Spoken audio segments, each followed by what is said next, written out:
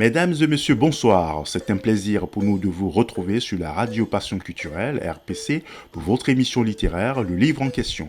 Notre but est de faire connaître les auteurs de livres ou romans à travers le monde. Nous explorons tous les genres littéraires à travers l'œuvre d'un écrivain ou d'une écrivaine. Vous pouvez faire partager vos expériences de lecture en nous faisant parvenir des résumés de romans ou livres que vous avez lus. Nous sommes ouverts à toute proposition et à une franche collaboration avec les maisons d'édition sur les 5 continents. Chaque semaine, nous partageons avec vous notre amour pour la chose littéraire. Un petit rappel, pour participer dans cette émission ou passer dans une émission de la radio Passion Culturelle RPC, vous pouvez rentrer en contact avec nous via ces coordonnées. Par email contact@rpcplus.online. Par WhatsApp, le plus 33 07 81 28 31 76 ou le plus 33 06 26 31 36 77. Par le site internet de la radio qui est le www.larpcplus.online ou par Facebook en tapant Radio Passion Culturelle ou écrivez directement sur la page like Facebook de l'émission Le Livre en question. Très belle soirée et prenez soin de vous. Vous êtes sur la RPC, Radio Passion Culturelle, la radio de l'universalité culturelle. Pour ce jour, nous allons parler de l'écrivain invité Jean-Jacques Seymour. Son nom, Jean-Jacques Seymour, il est l'auteur de plusieurs œuvres dont Haïti, la diplomatie des fondateurs. Présentation de l'auteur du jour. Bonsoir à tous et bienvenue à l'émission littéraire Le Livre en question sur la radio Passion Culturelle. L'auteur du jour, c'est Monsieur Jean-Jacques Seymour, journaliste, écrivain, diplômé de l'Institut d'études politiques de Toulouse, journaliste éditorialiste. Jean-Jacques Seymour est un homme de radio et de télévision spécialisé dans les dossiers de la Caraïbe, région dont il a suivi les processus de décolonisation sur ces 20 dernières années. Il est l'auteur de plusieurs ouvrages consacrés à cette même région et a conseillé l'ancien Premier ministre de la Dominique, Oliver Sérafine.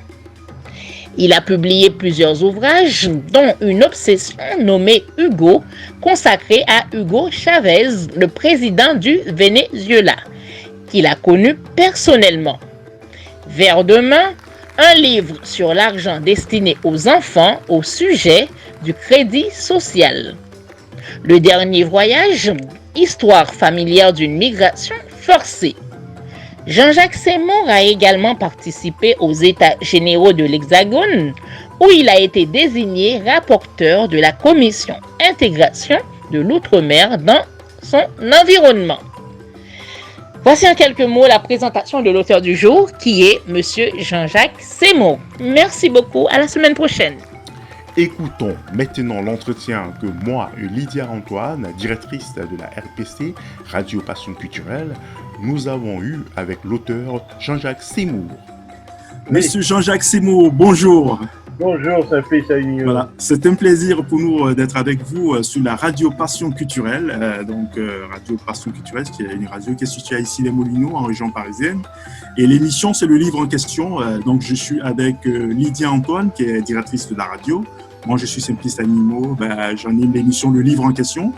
Et donc, Jean-Jacques Seymour, nous sommes avec vous par rapport au livre que vous avez écrit sur Haïti. Haïti, la diplomatie des fondateurs. Alors, on va rapidement entrer dans le vif du sujet. Jean-Jacques Seymour, pourquoi avez-vous donc décidé d'écrire un livre sur la République d'Haïti ? D'abord parce que j'aime Haïti, je m'y suis rendu plusieurs fois. Je partage avec ce pays beaucoup de souvenirs.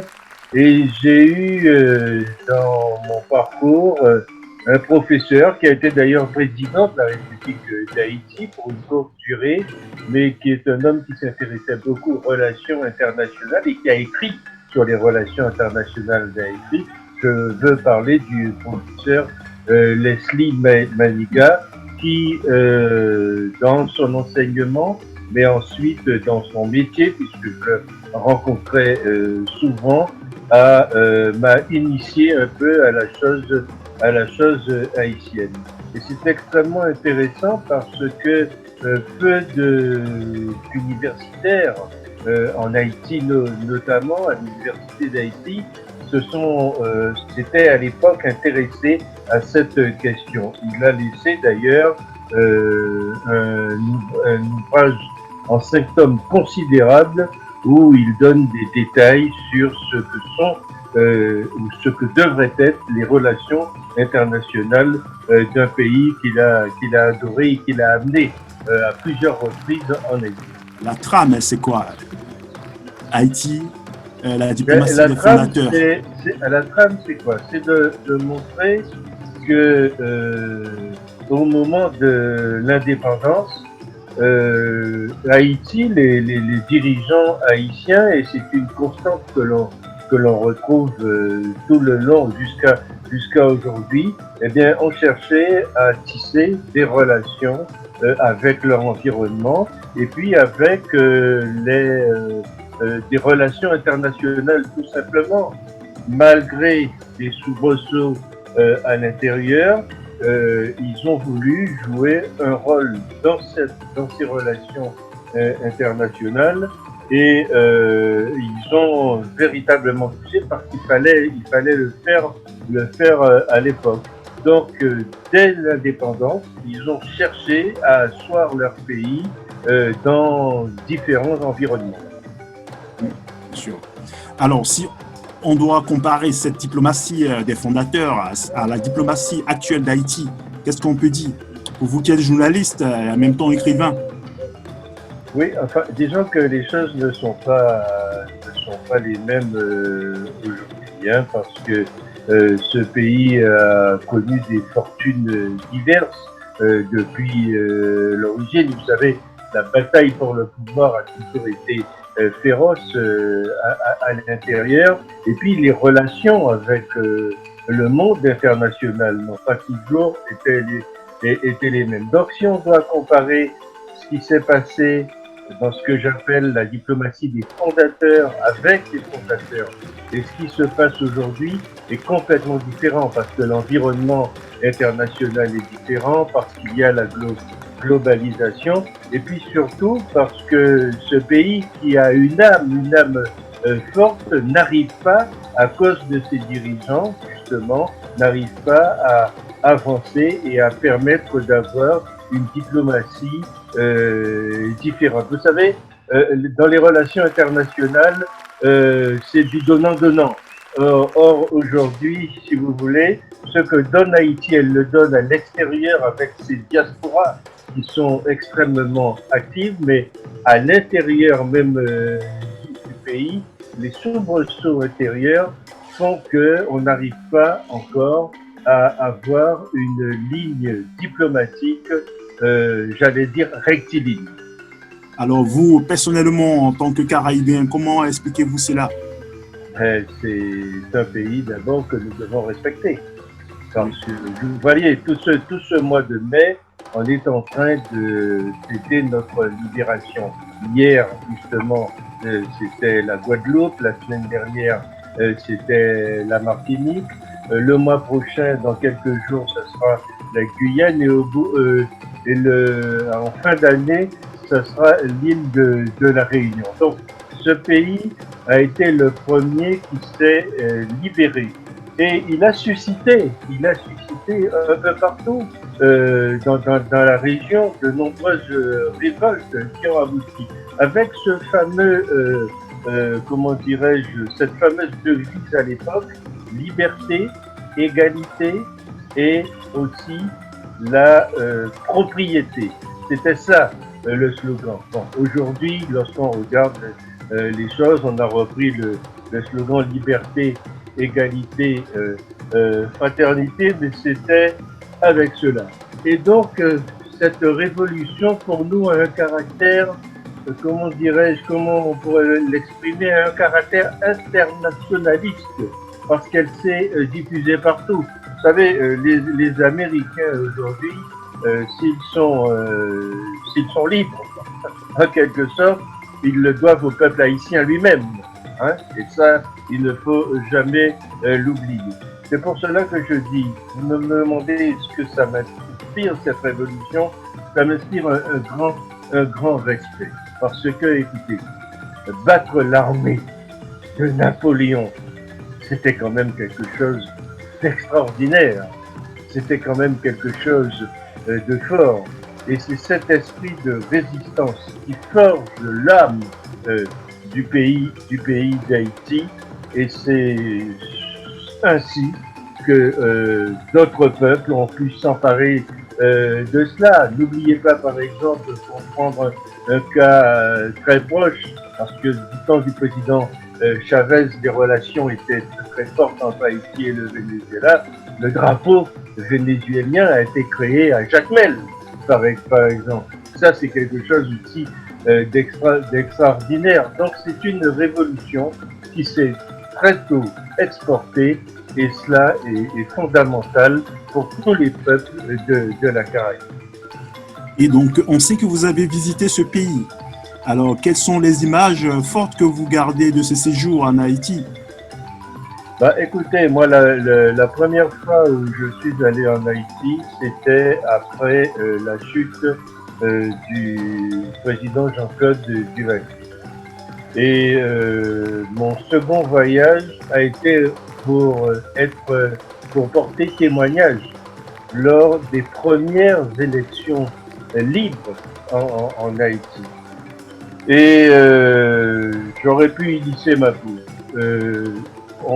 Je suis en quelque sorte un rescapé de ce que l'on appelle les massacres de la ruelle Vaillant. La ruelle Vaillant est une petite ruelle dans un quartier de Port-au-Prince où il y avait un bureau de vote, justement, où il y avait un bureau de vote ce jour-là, et où des tontons macoutes ont provoqué un massacre alors que nous nous trouvions à l'intérieur de ce bureau. Le souvenir que j'en ai est que j'étais avec un journaliste de la radio Europe 1. Nous nous sommes enfuis par des fenêtres et nous nous sommes retrouvés de l'autre côté de cette école dans un bidonville où nous avons pu mesurer là-bas, comment dirais-je, nous avons pu mesurer l'extrême misère du peuple haïtien, mais aussi sa très grande générosité. Nous nous sommes retrouvés dans une maison, dans une petite case, avec une maman qui élevait 7 enfants et qui était en train de préparer le repas de ses enfants avec des déchets de homard qu'elle avait récupérés dans un hôtel qui était à proximité. Et elle nous a pris, elle nous a demandé, elle nous a cachés dans cette maison pour que les tontons macoutes ne nous courent pas après. Elle nous a offert de l'eau, elle nous a offert un morceau de pain qu'elle avait, et elle nous a, lorsqu'elle a donné à mon confrère un chapeau pour cacher, lui a-t-elle dit, ses cheveux blonds, puisque c'est un métropolitain, et elle nous a permis, quelques heures après, de quitter la maison lorsqu'il redevenait calme. Là, j'ai appris ce jour-là la très grande générosité et les sentiments de cœur qui animaient ce peuple, parce que pour moi, cette femme représentait tout simplement la grande majorité du peuple haïtien. Aujourd'hui, vous pouvez porter un regard rétrospectif sur ce pays. Quelles sont les forces et les faiblesses de ce pays? Les faiblesses de ce pays, la faiblesse de ce pays, c'est que justement, il y a beaucoup de corruption. La corruption est tout à fait considérable. La corruption qui fait que chacun qui veut porter une parole, veut se présenter à des élections, c'est quelque chose d'absolument incroyable. C'est un système qui, après la chute de Duvalier, que l'on voulait, que l'on voulait plus démocratique, mais chasser le naturel, il revient au galop. Et c'est ça la grande faiblesse de ce pays.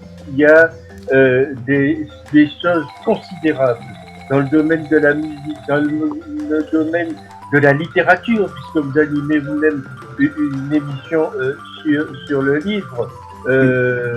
Tous les prix littéraires dans le monde aujourd'hui sont trustés par nos frères et nos amis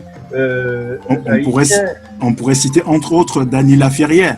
Ah ben, Dany Laferrière, qui est devenu ici un académicien, n'est-ce pas? Il y en a d'autres aussi qui sont restés au pays et qui écrivent. Moi, il y a une production littéraire en Haïti qui est absolument extraordinaire. C'est pour cela que je dis qu'il ne faut pas désespérer, malgré la corruption des politiciens, malgré la violence qu'ils essaient de créer. Il ne faut pas désespérer parce qu'il y a à côté de belles choses qui se réalisent. Mais tant que les gens seront attirés par l'argent, par ce qu'offrent les corrupteurs que l'on trouve un peu partout, eh bien, le pays restera, la grande majorité de la population restera dans la misère. Une misère d'ailleurs, il faut le dire, qui est, comment dirais-je, animée aussi par des gens ou des organisations qui sont susceptibles de les aider. Par exemple, je veux parler des ONG. D'ailleurs, je ne sais plus quel historien parlait de la République des ONG. Ces ONG, ces organisations non gouvernementales qui sont là pour pomper l'aide internationale qui n'est pas redistribuée. Et on a vu d'ailleurs comment les choses se sont déroulées au moment, il y a 11 ans maintenant, de ce tremblement de terre qui a frappé Haïti. Oui, on va revenir à votre carrière personnelle. Vous faites partie de ce cercle restreint de journalistes écrivains. Selon vous, qu'est-ce qui différencie un journaliste d'un écrivain journaliste ou d'un écrivain tout court? Ouais, écoutez, moi je ne sais pas trop. Moi, pour faire des papiers et pour m'exprimer, j'écris. Donc, si vous voulez, si après je fais des livres sur des thèmes qui me parlent, eh bien, ce n'est que la continuité de mon métier, tout simplement. Bien sûr. Alors, parlez-nous sommairement de vos autres livres et de la démarche finale qui soutient votre engagement dans l'écriture. Parce que je sais que vous avez écrit d'autres livres. Oui, j'ai été fasciné un temps.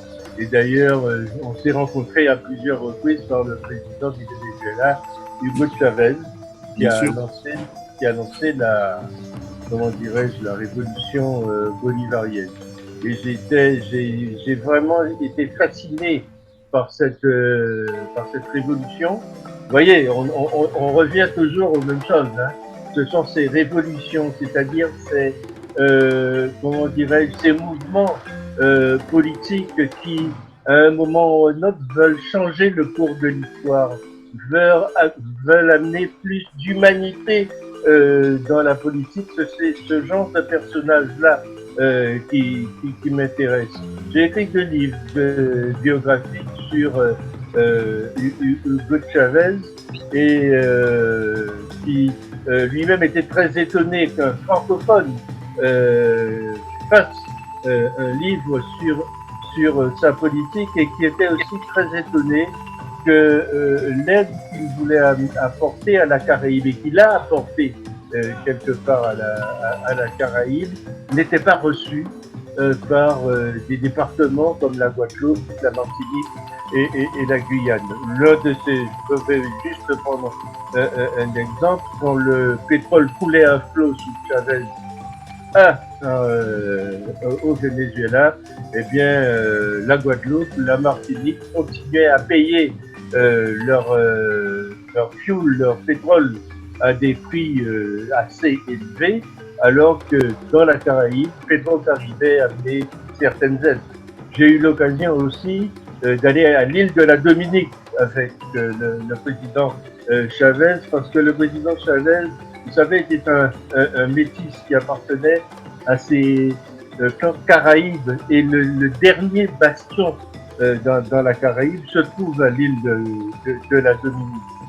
Hugo Chavez a financé le village Caribe Village, qui se trouve donc à l'île de la Dominique. Donc, m'approcher de ces personnages et voir cette humanité qu'ils amènent à droite à gauche, c'est quelque chose qui doit interpeller des journalistes, parce que le monde n'est pas toujours comme on veut nous le montrer aujourd'hui. Il y a beaucoup de profiteurs, beaucoup de choses, et c'est cela que je n'aime pas.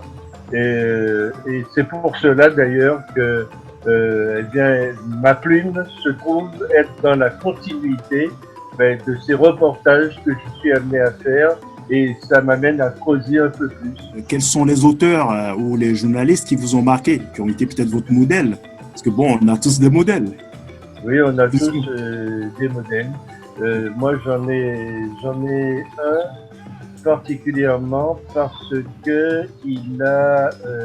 j'ai eu l'occasion de couvrir avec lui deux sommets internationaux dans les années 70-80.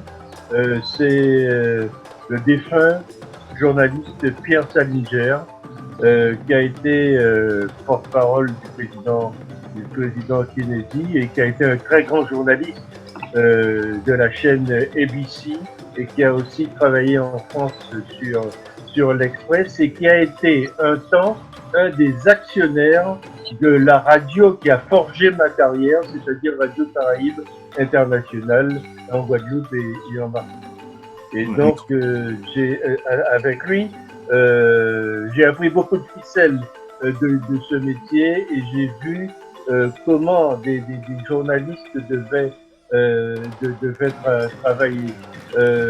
Pierre a été, avant d'être journaliste, il a été, comment dirais-je, docker sur les ports de New York.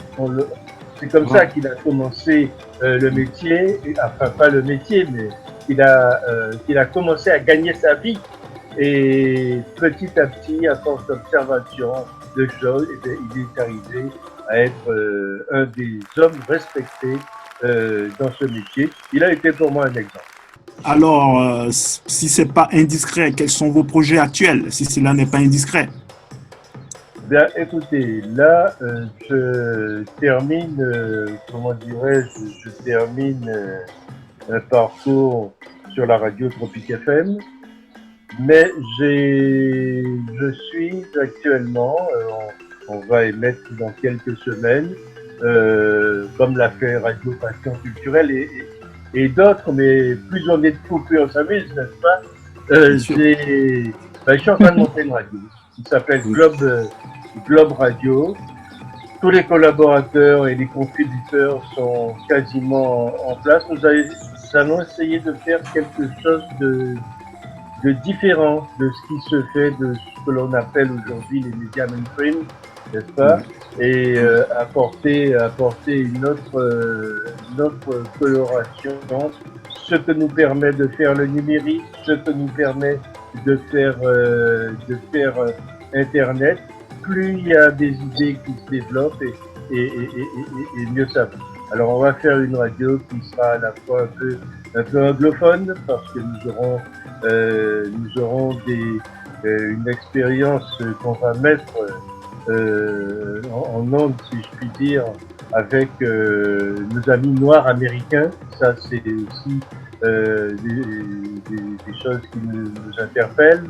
Nous allons donc signer un partenariat prochain avec une radio de Philadelphie, une radio noire, du monde noir. Et Dieu sait si le monde noir aujourd'hui a besoin de se faire entendre. Vous avez écouté un peu les dernières informations qui malheureusement se multiplient. Mais il faut que nous écoutions aussi d'autres voix. Les nouvelles ne sont pas bonnes. Non, les nouvelles ne sont pas très bonnes. Et puis il faut qu'on écoute ce monde noir aussi proche de tout cela, ce qu'il a à nous dire, ce qu'il a à nous apprendre. Et puis cela va être mélangé avec d'autres. Voilà, avec nos amis haïtiens, nos amis des Antilles. Voilà, donc on va essayer de faire quelque chose qui soit complètement différent et que chacun essaie d'y retrouver son public. Bien sûr. Ben, déjà, moi, je vous dis félicitations. Ben, je ne sais pas, Wilson qui est avec nous à la technique. Alors, Wilson, je ne sais pas si Lydia, elle réagit maintenant ou pas. Oui, je suis là, hein, j'étais en train de vous écouter. Bonsoir, monsieur Lydia, ok, vas-y, on te retrouve. Ben, Lydia, je te laisse poser quelques questions à voilà. Jean-Jacques Seymour. Oui, j'ai un petit problème de connexion, d'accord, mais tu as tout dit, hein? Tu as tout dit et c'était vraiment très bien. Non, mais tu peux poser quand même une question. Ne serait-ce une question à Jean-Jacques. Vas-y. Je crois que tu as déjà tout posé hein, comme question. Voilà, c'était très bien l'interview. Ouais, bah t'as pas une question? Ah. Non, j'ai pas une question comme ça qui me vient en tête. Hein. Bien sûr, bah moi je vais plutôt poser une question. Est-ce que tu n'auras pas envie de collaborer avec Jean-Jacques par rapport à ses projets? Oui, on a déjà parlé. Oui, on avait déjà parlé la dernière fois. Bon, sans tout dévoiler, brièvement, voilà. J'en ai parlé à Wilson parce que c'est mon bras droit. Il est intéressé par l'émission Haïti n'entend pas. C'est ça, monsieur Jean-Jacques? Oui, tout à fait, Lydia. Tout à fait. C'est une émission que j'écoute et je suis vraiment très intéressé. Merci beaucoup. Je serais très honoré qu'elle trouve aussi sa place sur notre antenne. En plus, c'est une émission en créole. Bon. Voilà, il n'y a qu'Haïti qu'on fait des émissions en créole régulières et qu'on parle le créole régulièrement. Dans les Antilles françaises, ils n'osent pas le faire, en tout cas pas à ce niveau. Voilà. Ce sera un honneur pour nous, en tout cas, de collaborer avec vous. Hein? N'est-ce pas, Wilson? Je te laisse dire quelques mots. Ok, Wilson. Bon, il est plus à la technique. Donc, Lydia, merci. Oui, merci, hein, merci. Et puis, en tout cas, on dit aussi merci à Jean-Jacques Seymour. Félicitations aussi pour son parcours. Oui, excellent parcours, hein, parcours et vraiment puis, exceptionnel. Voilà, j'espère qu'on aura la chance d'avoir un parcours comme lui. Bon, sans prétention, voilà, c'est vraiment exceptionnel. Oui, en tout cas. On va justement lui demander de nous donner quelques conseils. Et on s'occupe de ça. C'est un mentor. Je vais donner juste un conseil. C'est un métier où il ne faut jamais s'arrêter. Parce que nous sommes dans une ligne de vie et puis il faut qu'on suive cette ligne de vie jusqu'à ce qu'elle s'arrête, parce qu'elle ne s'arrêtera un jour. Mais c'est un métier, parce qu'on me dit, mais pourquoi tu es encore dans le métier? Parce que je ne peux pas m'arrêter, tout simplement. J'ai toujours les mêmes réflexes. J'écoute ce que disent les autres. Je réfléchis. J'essaie de donner mon point de vue. Ça aussi, c'est la vie et c'est notre vie de journaliste. Et par exemple, quand je regarde Radio Passion Culturelle, je vois que vous avez ouvert des espaces pour les femmes, pour le livre, pour la langue créole. L'écho des femmes, oui. Oui, voilà. Le livre en question, l'écho des femmes, oui, créative, voilà. Business. Voilà, tout ça c'est intéressant, ça montre parce que et pourquoi Radio Passion Culturelle le fait et pourquoi nous le faisons et pourquoi nous ne pouvons pas l'arrêter, parce que c'est notre curiosité qui nous guide. Quand ce que nous entendons, nous faisons marcher le monde, nous faisons marcher notre pays, nous faisons marcher notre village, etc. et tout. Eh bien, c'est ça qui nous anime tous, hein, c'est cette passion-là, sans jeu de mots. Alors donc, merci à tout le monde, merci à Jean-Jacques Seymour. Et Jean-Jacques Seymour, prenez soin de vous. Merci à vous, hein, monsieur Jean-Jacques Seymour. Merci, c'est un honneur pour nous de vous avoir eu dans l'émission littéraire, le livre en question. Voilà, monsieur Wilson a bossé aussi, je ne sais pas s'il nous entend, il a beaucoup de casquettes aussi, il est en même temps agronome, là je ne sais pas pourquoi il ne parle pas, mais peut-être il ne nous entend pas. Oui. Allô? C'est peut-être un souci technique, peut-être. Oui, peut-être. Okay. En tout cas, c'est fut un plaisir. Alors Lydia, je vais te laisser conclure. D'accord. L'interview avec Jean-Jacques Seymour. Oui, de toute façon, je t'ai déjà envoyé le voice justement pour la présentation de Monsieur Seymour. Voilà, pour la biographie. Et En tout cas, ce fut un honneur pour nous de vous avoir eu dans l'émission littéraire. En plus, vous étiez notre premier invité la dernière fois dans l'émission. Oh là! Oui, Oui, là, on l'a fait de façon anticipée. Oui, c'est ça. et ça tombait bien parce que j'ai vu après le lien de Saint-Fils que c'était concernant le livre sur Cuba et la médecine cubaine. Bien sûr, exactement. bien sûr. Oui, bien sûr. Dont on parle beaucoup en ce moment. Et il y a de par le monde, on est en train aujourd'hui de réclamer le prix Nobel de la paix justement pour ces médecins cubains qui, depuis le début de la pandémie, sont en train de parcourir le monde. Et, le monde entier, c'est vrai. Voilà, le monde entier et donner la guérison. Moi, je peux juste donner un exemple là-dessus, sur ces médecins cubains. Ils ont quand même vaincu Ebola en Guinée. Et j'ai été témoin de la manière dont les choses se passaient là-bas. Ce sont des gens qu'il faut vraiment respecter parce que la médecine cubaine reste un des, un des succès majeurs de la politique menée par Fidel Castro. Encore un personnage qui interpelle l'esprit de tous les Caribéens que nous sommes. Ok, je pense que Lydia, on va consacrer peut-être plus tard une émission spéciale à ce sujet avec Jean-Jacques Seymour parce qu'il y a des quoi à dire. On va en tout cas, tout ça. C'est avec plaisir. En tout cas, merci à M. Jean-Jacques Seymour d'avoir accepté notre invitation dans l'émission littéraire Le Livre en question sur la radio Passion Culturelle. Merci à vous, Simplice. Merci. Et notre émission continue avec les autres rubriques. À très bientôt. Merci à vous. Merci beaucoup. Après avoir écouté l'auteur du jour Jean-Jacques Seymour, nous arrivons maintenant à notre rubrique l'expression de la semaine. Aujourd'hui, c'est l'expression sur le fil du rasoir.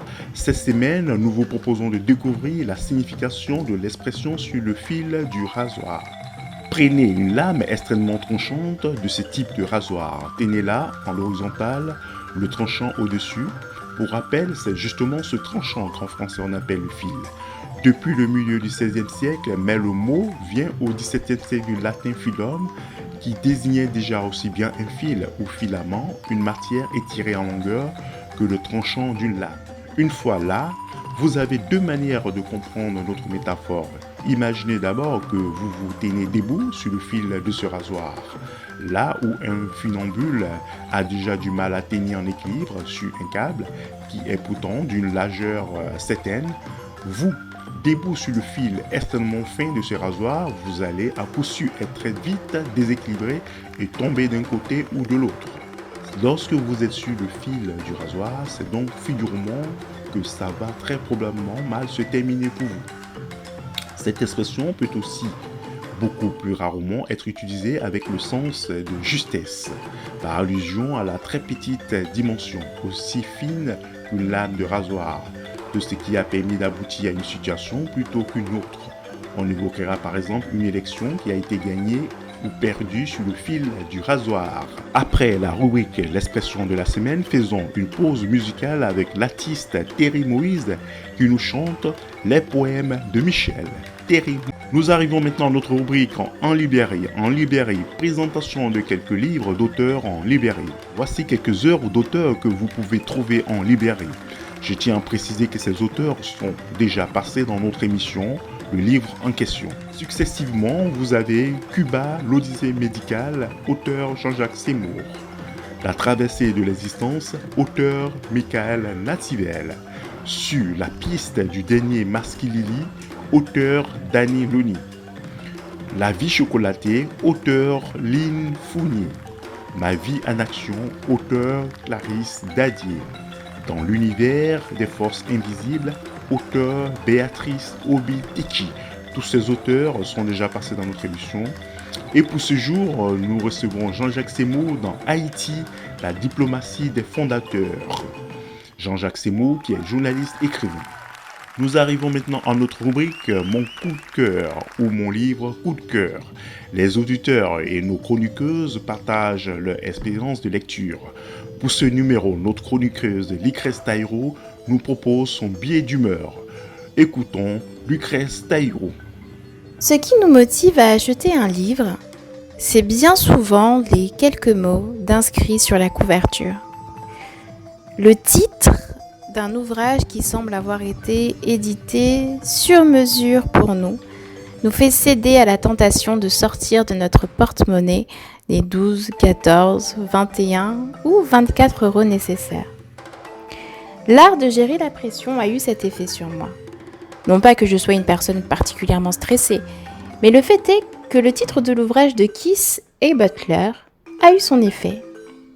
Et si ça a marché pour moi, je suis certaine que ça marchera pour vous. Nous sommes beaucoup à laisser l'inquiétude et la désespérance prendre le contrôle de nos vies. Se laisser submerger par ces problèmes est le lot de tout un chacun. Alors, je vous invite à écouter ceci. Notez que les pressions qui sont de notre fait peuvent être d'ordre physique, psychologique, social ou financier. Par exemple, vous vous créez une pression financière si vous gagnez 40 000 euros par an et que vous en dépensez 60 000.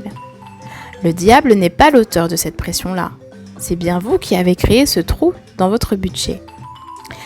À un moment ou à un autre, tout le monde fait le mauvais choix qui engendre la pression. Mais dans ce cas, le Seigneur vous invite à vous approcher avec assurance de son trône afin d'obtenir miséricorde et de trouver grâce pour être secouru au moment du besoin. Vous n'avez donc pas besoin de stresser. Si la pression est de votre faute, repentez-vous et le Seigneur vous accordera sa grâce et sa miséricorde. Il ne veut pas vous voir stresser. Si vous ne prenez pas le dessus sur la pression, c'est elle qui vous dominera. L'art de gérer la pression. Keith et Butler. Après Lucrèce, nous retrouvons Dani Louni pour son coup de cœur littéraire. Pour ce vendredi, elle nous propose l'œuvre Noir dans les camps nazis du journaliste et écrivain franco-ivoirien Serge Billet. Écoutons Dani Louni. Bonjour à tous et bienvenue à votre rendez-vous littéraire de la semaine. Le livre en question, animé par Simplice Anino. Bonsoir Simplice. J'ai le plaisir de vous faire découvrir mon coup de cœur littéraire de la semaine avec le livre Noir dans les camps nazis de l'auteur Serge Billet, paru aux éditions du Rocher, Le Serpent à plumes en 2005. Serge Billet est né le 26 juin 1960 à Agbouville. Journaliste franco-ivoirien, il a présenté le journal télévisé de la chaîne Martinique La Première de 1994 à 2019.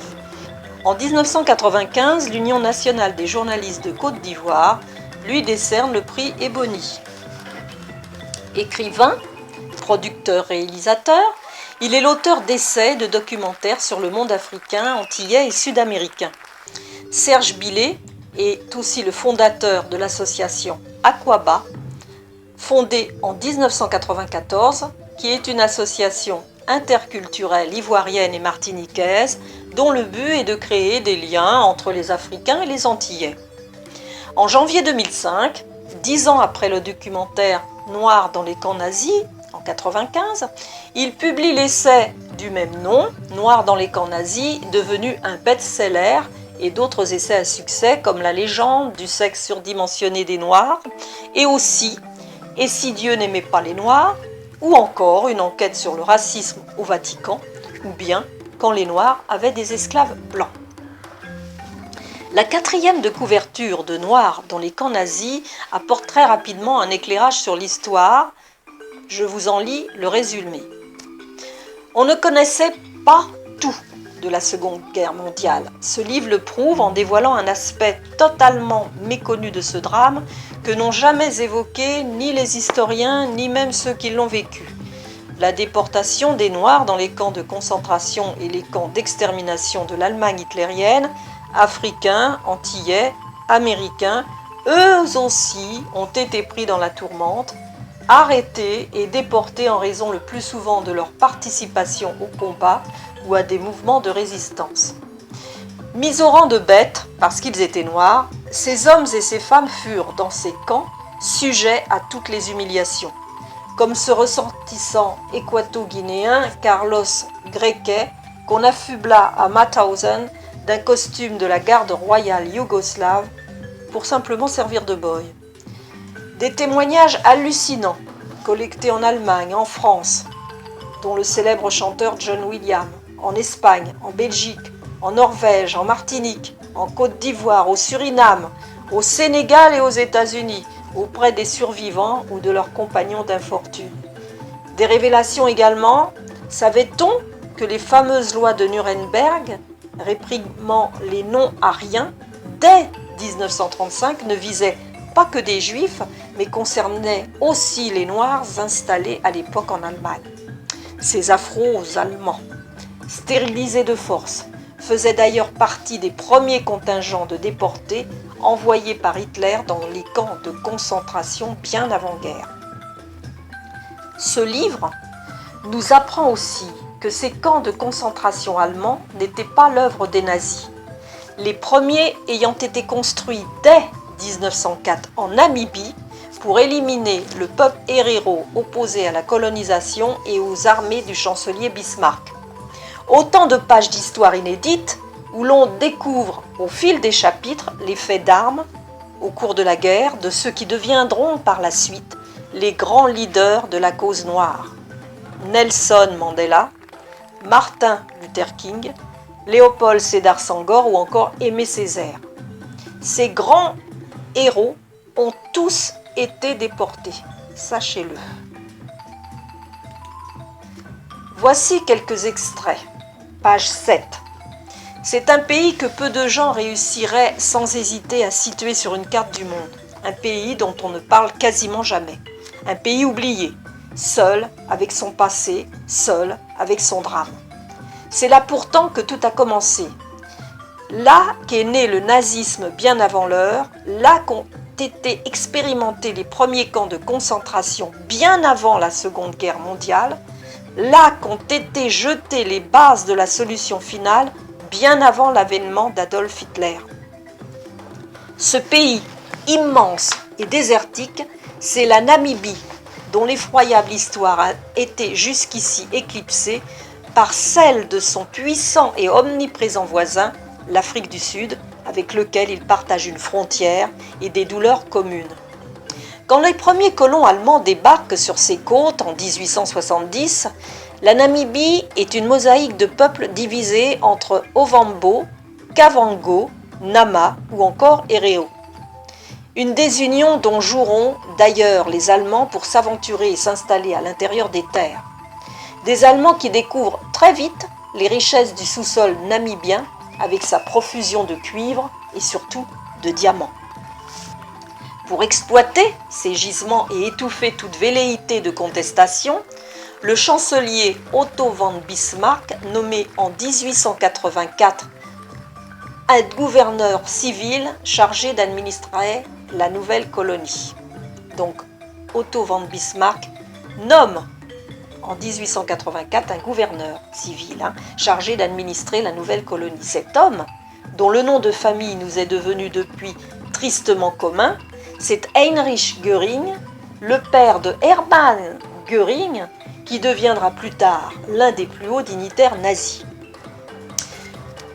Alors s'ensuit une ségrégation et une telle barbarie qu'un peuple de bergers, les Herero, dont le chef Samuel Maharero, tentera de pousser les Allemands hors de son pays en appelant à la résistance, ce qui aura pour résultat un désir de vengeance, bien sûr, de la part de ses ennemis. Voici un autre extrait, page 8. Tout Herero aperçu à l'intérieur des frontières allemandes, entre parenthèses namibiennes, avec ou sans armes, avec ou sans bétail, sera abattu. Je n'accepte aucune femme, ni aucun enfant, dit-il. Ils doivent partir ou mourir. Il n'y aura aucun prisonnier mâle. Tous seront fusillés. Telle est ma décision pour les Herero. Une décision immédiatement mise à exécution avec une minutie et une stratégie diabolique. Hommes, femmes et enfants Herero sont systématiquement exterminés. Les survivants sont pourchassés, pris en tenaille et repoussés méthodiquement vers le désert où ils mourront d'épuisement, de faim et de soif. Les Allemands avaient pris soin auparavant d'empoisonner l'eau des puits. La révolte matée, dans le camp des bourreaux, c'est la jubilation.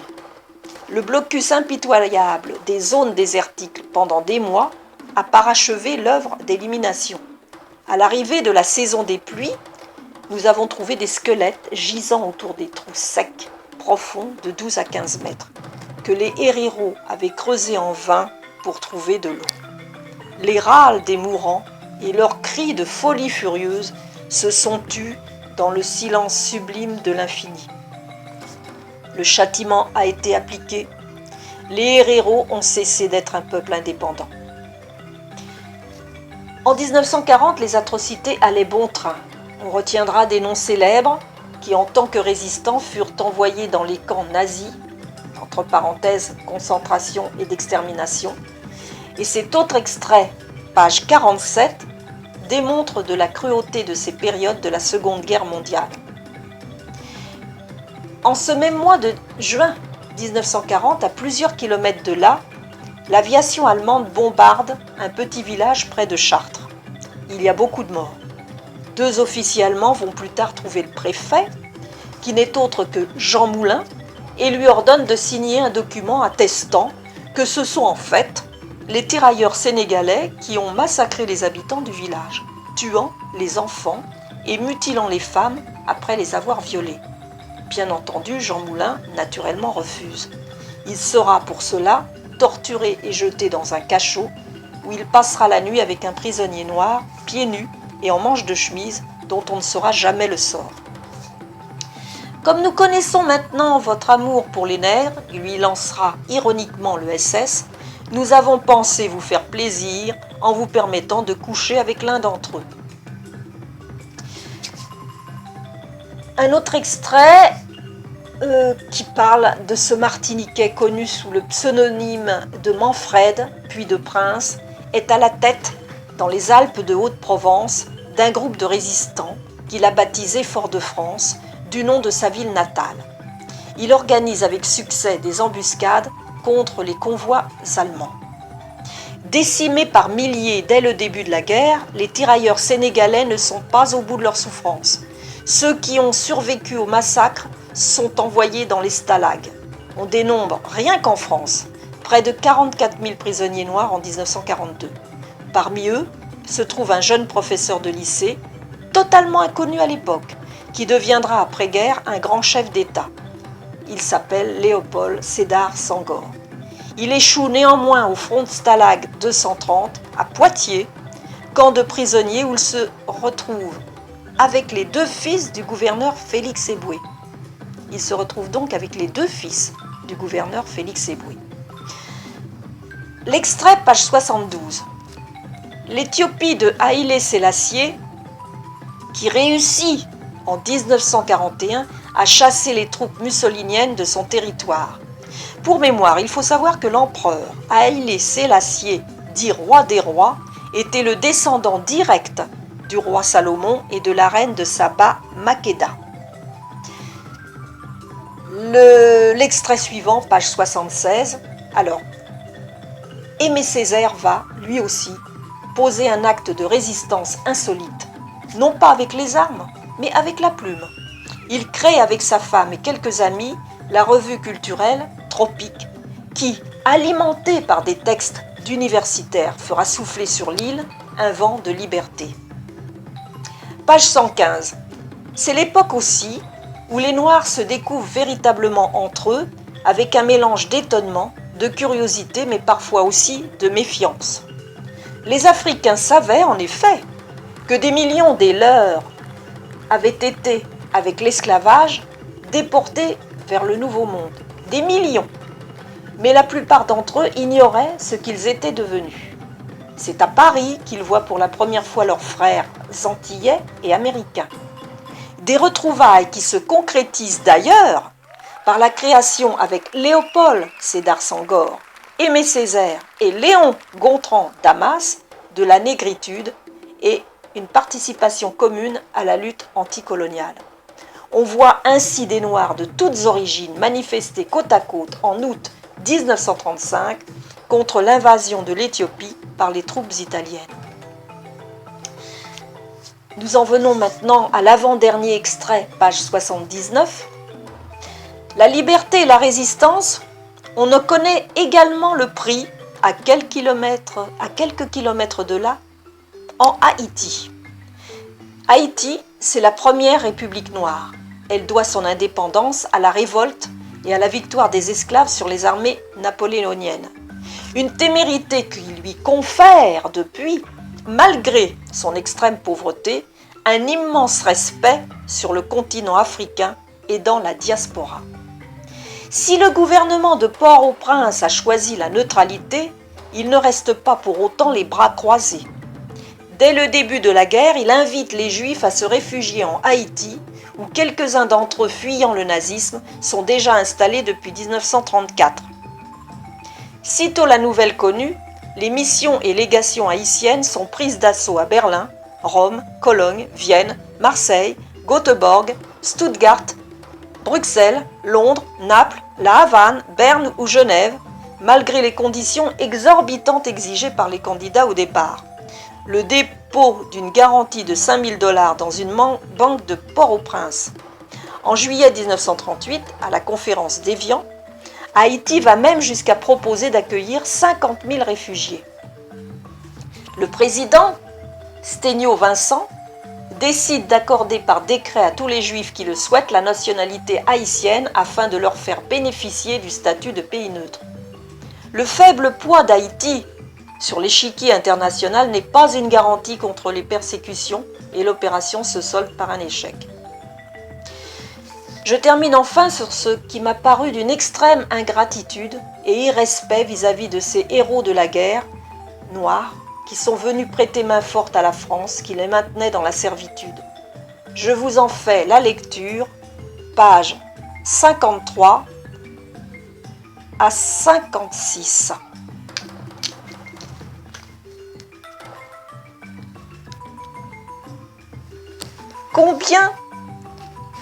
Combien de soldats noirs ont-ils été ainsi humiliés dans les camps de prisonniers? Combien maltraités? Combien sont morts? On ne le saura jamais vraiment, car il n'existe pas là non plus de comptabilité précise. Leur sort, en fait, n'intéressait pas grand monde, à commencer par la France qu'ils étaient pourtant venus défendre, avec leur grand cœur de colonisés, mais qui, sitôt libérés, les oubliera très vite, voire les rejettera sans ménagement. Ironie du sort, c'est dans un camp français, celui de Tiaroy à Dakar, que des dizaines de ces ex-prisonniers délivrés des nazis et renvoyés chez eux vont trouver la mort. Aussi incroyable que cela puisse paraître, ils seront massacrés par leurs propres frères d'armes pour avoir osé dénoncer les discriminations entre blancs et noirs dans le paiement des soldes et des indemnités de guerre. Ces inégalités avaient d'abord provoqué en France la révolte dans les casernes de tirailleurs à Versailles, Hyères, Marseille, Sète ou Morlaix. Du coup, pour désamorcer la contestation, les autorités françaises rapatrient manu militari 1 millier de soldats coloniaux vers Dakar. Mais la révolte ne s'éteint pas pour autant. Le 1er décembre 1944, les soldats français ouvrent le feu sur les frondeurs. Une hécatombe. Mais l'affaire est vite étouffée. La France parle officiellement de 24 morts, loin sûrement de la vérité. 34 des survivants au massacre seront, quant à eux, jugés et condamnés à des peines allant jusqu'à 10 ans de prison. Après les camps de prisonniers allemands, nos tirailleurs découvrent les geôles de la France coloniale. Pour justifier cette barbarie, la hiérarchie militaire expliquera avec la même rhétorique xénophobe que l'ennemi que ces soldats africains avaient été intoxiqués dans les stalags par la propagande allemande. Les causes profondes de mutinerie sont celles qui ont amené le changement de mentalité de nos troupes noires en général et des ex-prisonniers en particulier, écrit le général de Périer dans son rapport sur la tuerie. Il y a eu notre défaite et certaines défaillances, nos dissensions internes, puis le bouleversement qui a suivi la libération du pays et qui n'a pas été toujours compris. Aux yeux du noir, qui n'est pas dénué de tout sens critique, le blanc a perdu de son prestige. Pour les prisonniers, 4 ans de captivité doivent être considérés comme 4 ans de propagande allemande ou autre, à base de dénigrement de l'armée française et de ses cadres. Au contact avec la civilisation européenne et avec le relâchement de la vie en campagne, l'évolution se fait à un rythme accéléré. Et le tirailleur, qui est en général un jeune noir de 22 à 25 ans, crédule et assimilant mal, se gâte facilement. Exemple de mauvaise tenue et de récrimination, l'usage du vin et de la femme blanche, etc. La permanence et la qualité de l'encadrement, qui sont une impérieuse nécessité, ont hélas fait souvent défaut. L'armée française a dû lever d'importants contingents de Sénégalais. On leur a peut-être trop dit que la métropole avait besoin d'eux et ils se sont crus indispensables. D'autre part, pour servir l'armement et le matériel moderne, on a dû dresser parmi eux des spécialistes auxiliaires qui ont été vite recherchés. Ils ont eu récemment contact avec des soldats noirs de l'armée américaine, très évolués et dont la tenue, la solde et les rations étaient les mêmes que celles des Blancs. Certains ont servi dans les rangs des FFI, où ils ont parfois obtenu des galons trop facilement.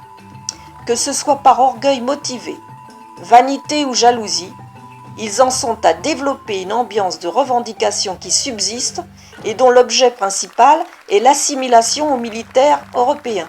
Statut, alimentation, soldes, uniformes, récompenses, permissions, prérogatives diverses, etc. Enfin, très susceptibles, les Noirs évolués sont devenus plus attentifs à leurs droits qu'à leurs devoirs. C'est ainsi que chez les ex-prisonniers, soustraits à l'action directe de leur cadre pendant leur captivité et soumis à une propagande intensive, livrés ensuite à eux-mêmes au sortir des camps d'internement dans la période d'insurrection d'août à septembre dernier, un vent d'insubordination a pu s'élever rapidement sous le signe de l'égalité avec les Blancs et de la résistance noire au cadre européen, désormais sans prestige. En mai 1947, Léopold Sédar Senghor, devenu entre-temps député du Sénégal, écrit au président Vincent Auriol pour lui demander la libération des prisonniers.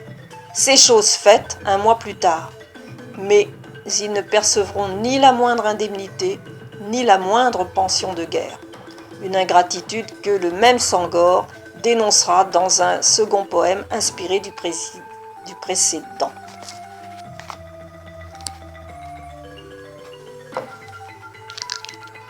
Alors, maintenant, il me reste simplement à vous dire mon avis sur ce roman. Le sujet de ce roman est grave, car tragique et essentiellement dénonciateur des nombreuses inégalités, discriminations et traitements inhumains dont ont été victimes les Africains et Afro-descendants dans une omerta totale et durable. Ce livre nous donne un aperçu de ce qu'ont vécu ces hommes et ces femmes, ainsi que leurs enfants, dans un silence planétaire voulu durant ces périodes, car trop honteux pour en exhiber l'existence. L'auteur a eu ce courage de dire et de raconter des faits en assumant pleinement les retombées bonnes ou mauvaises de son ouvrage. C'est par le biais de ces écrivains bien souvent oubliés et ou décriés des médias, car osant dénoncer des actes odieux envers des êtres humains, que revit l'histoire. Une histoire délivrée, sortie de l'anonymat et qui peut aujourd'hui être connue d'un plus grand nombre de personnes. C'est grâce à ces auteurs que petit à petit, la culture fait place à l'ignorance et que peuvent se créer des commémorations pour rendre enfin hommage à tous ces héros noirs des guerres passées, en l'occurrence celle de la Seconde Guerre mondiale. Nous pouvons que souhaiter que le monde ne reproduise plus jamais ces abominations, ces actes dont l'espèce humaine ne pourrait que regretter et en souffrir dans les gènes à venir. Un monde nouveau est en train de naître, où les comportements d'hier n'auront, j'espère, plus rien à voir avec ceux du passé, quel que soit le motif. Merci de votre attention pour cette chronique et je vous dis à la semaine prochaine. À bientôt. Nous arrivons maintenant à notre rubrique le poème ou le récit du jour avec Isabelle Gracien. Isabelle Gracien nous lit ici quelques extraits d'œuvres thématiques et de poèmes. Isabelle Gracien. Bonsoir, chers auditeurs, chères auditrices, bonsoir Simplice. Ce soir, je vais vous lire un extrait du livre de l'auteur Eric Jennings intitulé « La France libre fut africaine » des éditions Perrin. Un livre qui relate de l'importance des troupes coloniales africaines durant la Seconde Guerre mondiale, ayant permis à la France de devenir libre. Ce livre permet de révéler que l'Afrique française libre, dirigée par le gouverneur Félix Éboué, a apporté au général de Gaulle un gouvernement légitime. L'auteur, Eric Jennings, est professeur d'histoire contemporaine à l'Université de Toronto. C'est un spécialiste reconnu de l'histoire coloniale française. Il a entre autres écrit Vichy sous les tropiques, la Révolution nationale à Madagascar, en Guadeloupe, en Indochine de 1940 à 1944 aux éditions Grasset. Voici donc un extrait de l'introduction de son livre « La France libre fut africaine » des éditions Perrin. Avec quelle rage l'antigaullisme de gauche et l'antigaullisme de droite, les communistes et les vichistes s'acharnent à propager la légende de la résistance de Londres. Aux uns comme aux autres, j'oppose la vérité, la France libre fut africaine. Voilà ce que soutenait fort justement au lendemain de la guerre Jacques Soustelle, ethnologue et commissaire national à l'information de la France libre. À l'automne 1940, Londres en soi n'apportait effectivement à la France libre ni combattants, ni matières premières, ni territoire national, ni souveraineté. La France libre s'étendait en réalité de la frontière tchado-libyenne au fleuve Congo, ainsi qu'aux îlots français épars du Pacifique et de l'Inde. Sans ces territoires, quelle crédibilité, quelle reconnaissance internationale, quel argument à faire valoir contre Vichy qui clamait la fidélité absolue de l'Empire. Alors que l'on connaît à présent le parcours et les motivations de Félix Éboué, le gouverneur guyanais qui rallia le Tchad au général de Gaulle, ainsi que les exploits de la résistance intérieure et de la lutte alliée dans leurs moindres détails, le sort de l'Afrique équatoriale française et du Cameroun, bastion gaulliste de la première heure, est demeuré jusqu'ici curieusement occulté, hormis quelques études universités spécialisées focalisées sur une minorité des territoires en question, le Gabon et le Cameroun principalement. De 1940 à 1943, les principaux fondements de la France libre ne se situent donc pas à Londres, comme l'affirment la plupart des récits, mais en Afrique française libre. Le combattant résistant archétypal de la première heure n'est pas un Savoyard coiffé d'un béret, mais plutôt un Tchadien, un Camerounais ou un habitant de ce qu'on appelait alors l'Oubangui-Chari, actuelle République centrafricaine. Il est parfois volontaire, parfois pas. Pour un mouvement dont la gloire repose en partie sur le sursaut personnel du volontariat, sur l'élan patriotique, voilà de quoi troubler les esprits et brouiller les repères. De nombreux historiens ont établi que les maquis métropolitains connurent leur envolée autour de 1943. Nous savons en outre, grâce aux travaux de Jean-François Muracciolé, que entre l'échec de Dakar le 25 septembre 1940 et la fin 1942, la France libre peinait à recruter hors de ses territoires coloniaux et connut de ce fait un grand creux. Raison de plus pour situer une part importante de la première résistance française armée entre le Sahara et le fleuve Congo, ce qui oblige bien entendu à repenser la France à partir de ses colonies. L'un des premiers réflexes du général de Gaulle en juin 1940 fut en effet d'exhorter les coloniaux à le rejoindre, si possible avec leur territoire. Le trou mémoriel est-il réellement béant? Hormis quelques rares exceptions comme au Mont-Valérien, en région parisienne, l'on cherchera en vain une plaque ou un monument en hommage à l'apport de l'AEF et du Cameroun à la France libre. Les historiens et les cinéastes ont certes insisté sur le rôle capital joué par des troupes issues des colonies françaises au cours des deux guerres mondiales. Au cinéma, en 2006, le film Indigène de Rachid Bouchareb a suscité une prise de conscience de la contribution africaine aux forces françaises combattantes. L'année suivante, François Broche, Georges Kaï-Tucholi et Jean-François Muracciolé osaient briser un tabou en déclarant que la majorité des Français libres qui ont sauvé l'honneur du pays en 1940 ne sont pas des citoyens français.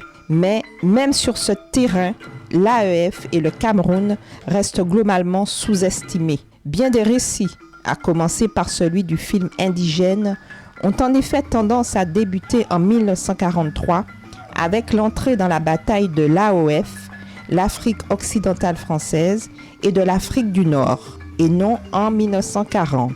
À l'instar de la remarque du président Jacques Chirac qui s'est dit choqué par le sort réservé aux anciens combattants issus des colonies, l'opinion s'arrête donc aujourd'hui sur les fameux tirailleurs d'Afrique occidentale et sur les troupes maghrébines entrées en guerre à partir de 1943. Mais une autre réalité et une mémoire demeurent enfuies, celle des dizaines de milliers de soldats tchadiens, congolais, camerounais, centrafricains, gabonais, qui portèrent le fer contre l'Axe dès le début de l'année 1941, alors que la métropole agonisait. Mes recherches révèlent l'étendue de l'effort de l'AEF et du Cameroun dès 1940. Pour être plus exact, il faut tenir compte d'un dédoublement, car l'AEF et le Cameroun basculent dans le camp de la France libre en août 1940. Une petite tranche de ces soldats est ainsi comptabilisée 2 fois. J'émets donc l'estimation de 27 000 hommes d'AEF et du Cameroun dans les rangs des forces françaises libres. Certes, ces chiffres peuvent sembler relativement modestes par rapport au nombre d'Africains du Nord comme de l'Ouest sous les drapeaux en 1940, par exemple, mais le fait est qu'en dehors des éléments présents sur le sol de l'AEF et du Cameroun en 1940, ces hommes sont hors combat entre 1940 et 1943. Et surtout, ce total pèse lourd. En fonction des estimations, à l'été 1943, les forces françaises libres comptent environ 70 000 âmes, 39 000 citoyens français pour quelques 30 000 coloniaux. La fédération de l'AEF remplit par ailleurs un rôle stratégique majeur. En 1941, Leclerc s'en sert de base pour investir la Libye mussolinienne. Enfin et surtout, l'Afrique française libre apporte au général de Gaulle une légitimité, un territoire et des administrés faisant de la France libre non plus un mouvement, mais un gouvernement. D'ailleurs, le rebelle ne s'y trompe pas. En 1940, dit-il, dans les vastes étendues d'Afrique, la France pouvait en effet se refaire une armée et une souveraineté. Si la France libre était bel et bien africaine, force est de constater que cette Afrique n'était guère libre. En effet, l'effort africain ne fut pas toujours librement consenti. Les prestations et le travail par contrainte redoublèrent en AEF et au Cameroun à partir de 1940, les recrutements militaires plus ou moins forcés également. Le ralliement de l'AEF et du Cameroun en août 1940, érigé plus tard en moment de gloire, les ralliements de ces territoires étant connus sous la désignation des Trois Glorieuses, suscita à l'époque bien des difficultés. À titre d'exemple, avant-guerre, 90% des exportations de l'AEF et du Cameroun se dirigeaient vers l'Europe continentale, dont la grande majorité pour la France marchait désormais exclue. Il fallut réorienter l'économie de la colonie, envoyer ces denrées vers le Royaume-Uni, les États-Unis ou vers les colonies britanniques comme le Nigeria ou l'Afrique du Sud. Là aussi, les enjeux étaient de taille. Les archives révèlent cependant qu'administrateurs et entreprises privées ne parvinrent pas à surmonter leurs différends dans les secteurs aurifères et sylvestres notamment. L'épisode de la France libre en Afrique est aussi l'histoire d'une certaine cacophonie, d'un apprentissage à l'économie de guerre dans une zone soudain recadrée dans une sphère d'influence britannique. Enfin, les très nombreux essais sur le thème de la France-Afrique ont eu tendance eux aussi à ignorer l'impact de la France libre en Afrique, cette fois dans l'après-guerre. Il s'agit donc ici en partie d'une histoire de l'oubli. Néanmoins, en termes mémoriels, j'affirme ici que l'image de la France libre africaine, que le souvenir de Brazzaville gaulliste ont été déployés de façon multiple et parfois contradictoire depuis 1945. Ainsi, dans le sillage de la décolonisation, les relations franco-tchadiennes, franco-congolaises et franco-gabonaises peuvent être utilement appréhendées à travers le prisme mémoriel de l'Afrique française libre au combat. L'épopée de la France libre est connue dans ses moindres détails, répliquera-t-on. Certes, les nombreux récits des ralliements de l'AEF et du Cameroun et de ses premiers triomphes à Koufra, puis au Faisan en 1941 et surtout à Birakem en 1942 se sont gravés au fil du temps en images d'Épinal. L'ascension fulgurante de Philippe Leclerc qui confectionne lui-même ses galons pour faciliter le basculement du Cameroun dans le camp de la France libre le 27 août 1940, le serment de Koufra du 2 mars 1941 durant lequel ce même Leclerc jure de ne pas déposer les armes jusqu'à la libération de Strasbourg, la traversée du désert, l'héroïque défense de Birakem du 26 mai au 11 juin 1942 contre les troupes déterminées d'Erwin Rommel sont repris comme autant de vignettes et de litanies, parfois à la phrase près. Raison de plus pour revisiter cette histoire à la lumière des archives, en portant une attention particulière à la dimension africaine de la question. Car dans les mémoires des principaux acteurs français libres, comme dans beaucoup d'histoires du mouvement, l'Afrique et les Africains sont à la fois omniprésents et invisibles. Les mémoires tendent à préciser le nom de chaque Européen tombé, parfois suivi par un chiffre souvent plus élevé, de tirailleurs anonymes. Ceci pour les combattants africains, bien entendu, mais aussi pour les chauffeurs, mineurs, chefs, porteurs, ouvriers, travailleuses et récolteuses de caoutchouc, ayant tous joué un rôle dans le versant africain de l'histoire de la France libre. Je vais vous lire maintenant une partie de la conclusion générale à la page 283. En mars 1943, une femme qu'un document de l'époque identifie simplement comme maman française dont le fils est à Londres avec le général de Gaulle composait ces quelques vers en hommage aux combattants du BM2 à Birakem. L'Empire abandonné à sa lente agonie n'avait jamais voulu accepter la défaite. Quand l'appel retentit par les ondes infinies, reprendre le combat fut un signal de fête.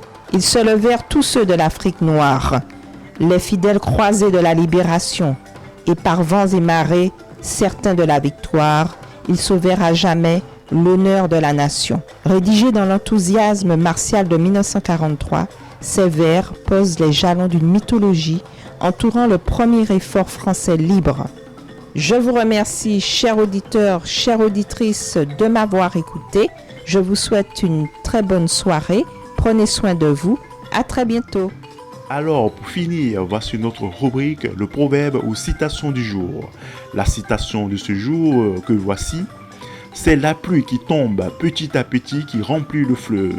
Extrait, proverbe malinqué du Sénégal. Notre émission, le livre en question prend ainsi fin. Simplice Animaux est avec vous. Merci d'avoir écouté ce numéro de l'émission Le Livre en question sur la radio Passion Culturelle RPC. Rendez-vous à la semaine prochaine avec nos chroniqueuses Lydia Antoine, Lucrèce Taïrou, Isabelle Gratien et Dani Loni pour une autre édition de votre émission Le Livre en question. Merci à tous, restez entre vos lignes et à très vite. Pour entrer en contact avec nous, c'est via ces coordonnées émission Le Livre en question, téléphone WhatsApp plus 33 06 26 31 36 77. La RPC, la radio Passion Culturelle. Par email contact@la-rpcplus.online. Par WhatsApp de la radio qui est plus 33 07 81 28 31 76 ou par le site internet de la radio qui est le www.larpcplus.online ou par Facebook en tapant Radio Passion Culturelle. Ou passez nous voir dans nos studios qui se trouvent au 141 avenue de Vendôme à Issy-les-Moulineaux.